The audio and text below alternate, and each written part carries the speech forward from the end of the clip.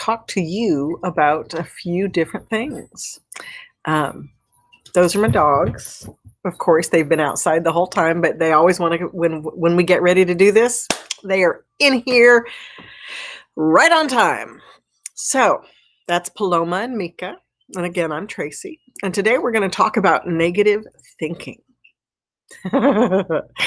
So here's the thing. There are a lot of ways, there's a lot of things that cause a, when we say negative, what we really mean is dense or lower vibrational. So when we have lower vibrational thinking, that means that the intensity or the density of the thoughts we're having are usually strong enough to pierce through whatever hard emotions we might be feeling. Fear, frustration, anger, grief, sadness, bitterness, right? So oftentimes whatever feelings we're having, we create a thought process that actually can penetrate those feelings so that we can have through communication. We communicate from our highest self down to our lower self, not the other direction. But our higher self oftentimes has to generate intense or dense, hi Gracie Kitty, has to offer us really intense thought forms that penetrate whatever feelings that we're having to allow that new energy to infiltrate our body and our heart, and then to help us communicate with our environment. So when you have a negative lens, you can have that for many reasons. The first I want to talk about, everybody knows that when your blood sugar is low or you're extra tired, you're going to have less energy to overcome whatever feelings you might be carrying from your day. Everybody right now is having pandemic fatigue. One of the things there, we have a whole frontline crew of people who are experiencing what we call compassion fatigue. And it's when you care for other people over and over again, oftentimes over time at the expense of yourself. So when you have a fatigue of any sort, you could be a person in your life, you tend to take care of other people in your life and those around you. And even if you think you're taking care of yourself over a long period of time, you create compassion fatigue. And eventually you've got to learn how to focus on yourself, feel your feelings, feel your grief, be willing to process through and release all of the dense emotional energy to create a space for the old thinking to move through and new thinking to move in. So I wanted to read a little section of Conquer Your Karmic Relationships. Of course, this is my latest book on karmic relationships. And I don't just deal with love relationships. I deal with all kinds of relationships. Your relationship to yourself, your relationship to food, your relationship to money, to any currency in your life. And in the part 4, which is called Mastery, I talk about viewing the world with an open heart and the obstacle that can be sometimes. So I'm going to read a little bit here about this to you. The Slayer's dilemma is to begin reading these subtle vibrations with an open heart. And by open heart, I mean without expectation. Truly being open to seeing what is actually happening or what is really being said, rather than what you're afraid is happening or being said. The truth is, fear can ignite your delusional vision, which is a creative state of mind that forms a bridge from your fear to your experience or the event you're witnessing in real time. This may give you a perspective that is closer to what you fear than reality. We see this happening more and more during this time. An experience such as this can be further ignited for others when someone who has a fear misinterprets a situation and communicates it to those who have been victimized or systematically disrespected in some way, and are they themselves fearful or angry at it happening again. It is through the energy of delusional vision that one makes the leap to reacting to things that have not yet happened for fear they might happen. Our willingness to see people or events as they are, good, bad, or indifferent, empowers us to address them with honesty and compassion. This is the antidote to fear. So, what I just described there is what we call a negative lens. And that is a general lens of thinking based on your denser emotions. And again, you've created that lens of thinking because it breaks through your intense either fear, anger, frustration, bitterness, any of the harder grief-stricken emotions that you carry. You've got to have the thought processes that break through those so that you can have circulation, energetic circulation in your body, in your heart, in your mind. So when anyone has gone through a long period of time under duress or in stress, we lose a little bit of sleep more and more every day. We get more and more frustrated with how we see others in our life. The fears that we have start to raise up and present themselves to us. The more emotional we feel, all of the other emotions that we've not allowed ourselves to feel will creep in because they're there to be processed. So when that begins to happen, we then gain a lens of negativity, or what's the word I want? A lens that lacks optimism, a lens that lacks hope. And so I know that a lot of people out there right now are really feeling that. And so I wanted to talk about today how we can overcome that.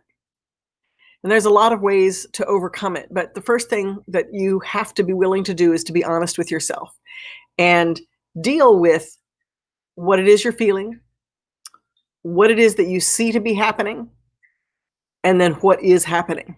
Sometimes we literally we need to get our this is my trusty legal pad. I have 1,000 of these, and I just take it and, okay, what's going on here? And I write down what I'm feeling. And then I write down what happened or what was said. And then I take a moment to say, okay, what is happening? What am I physically experiencing? What is actually happening? So regarding the pandemic, there's a lot of people who are carrying the virus who don't know that they have the virus. There are a lot of people out there who, don't really believe that it exists, so they're not participating, wearing masks. There's a lot of things going on that you can't control. So it's important to write down what you're feeling, what you think happened, and then what in fact happened and what was said. And in that process, when you actually put it on paper, it allows you to move out of what I was just reading about, which is the delusional thinking, the delusional vision. There's a place in between. Our creativity comes from our highest self, and it works its way all the way through our body until it makes emotion into the physical world through our actions. So at any point in between there are different levels or frequencies of creativity or creative vision. So oftentimes at night, we will have either higher vision in our dreaming of creative states of mind to create different circumstances or different projects or different interests.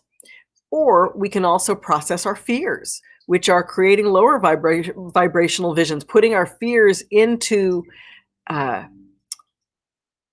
presentation so that we can actually feel, smell, experience what it might be like to go through what it is that we fear. Right? It's one of the ways that we as human beings process. We do that in relationships all the time. If you're in a relationship with somebody and they haven't called you for 3 hours, oh my God, well, do they still want me? Do they still love me? Are they okay? Are they alive? There's a lot of ways that we do that, where we impose our fears into our creative vision, and we begin to visualize what that thing would be like.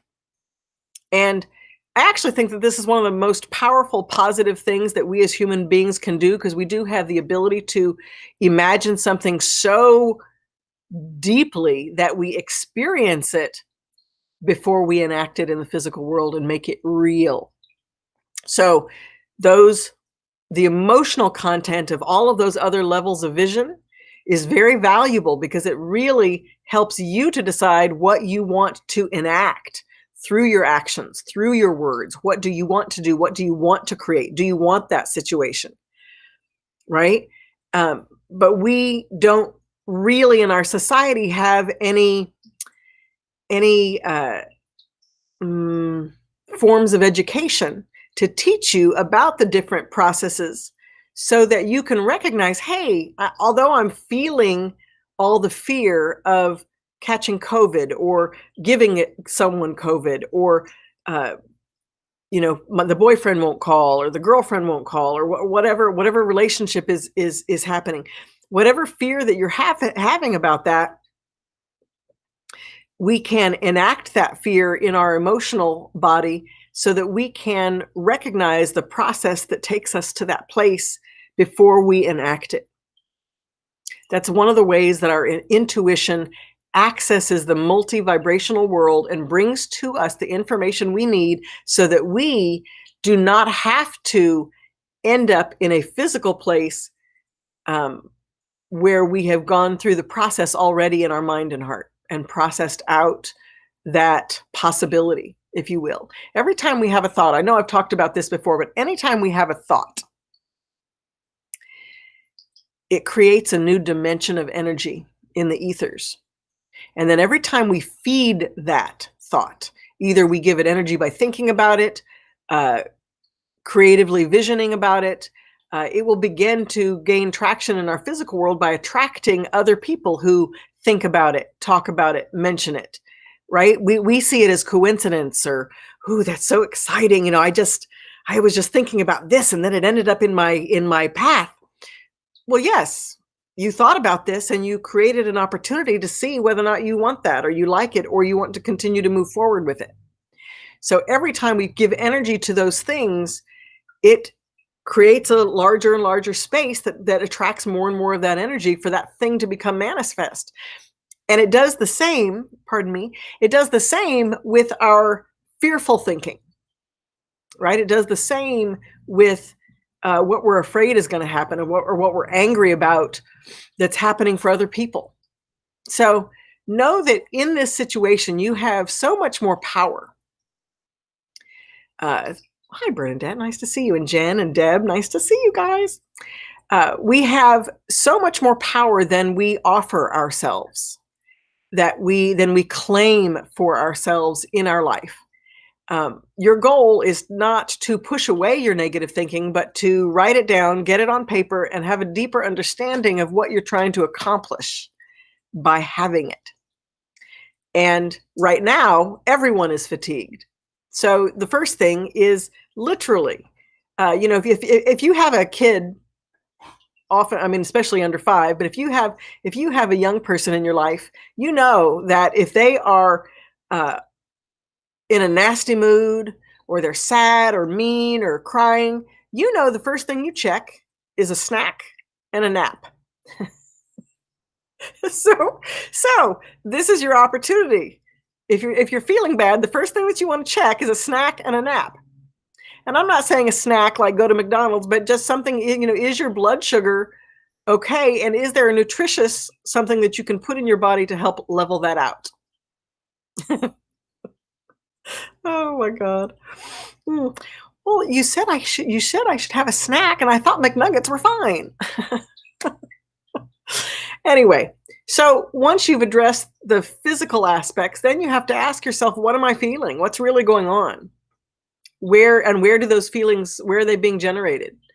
Are they new stuff for me, old stuff for me? Like what is the progression of the intensity and density of my emotion? And when can I give when can I give myself the opportunity to feel it, or to begin to process it? We have hundreds of thousands of frontline workers right now who do not have the opportunity to feel their grief. And certainly they don't have the opportunity to feel the amount of grief that they have. So what do?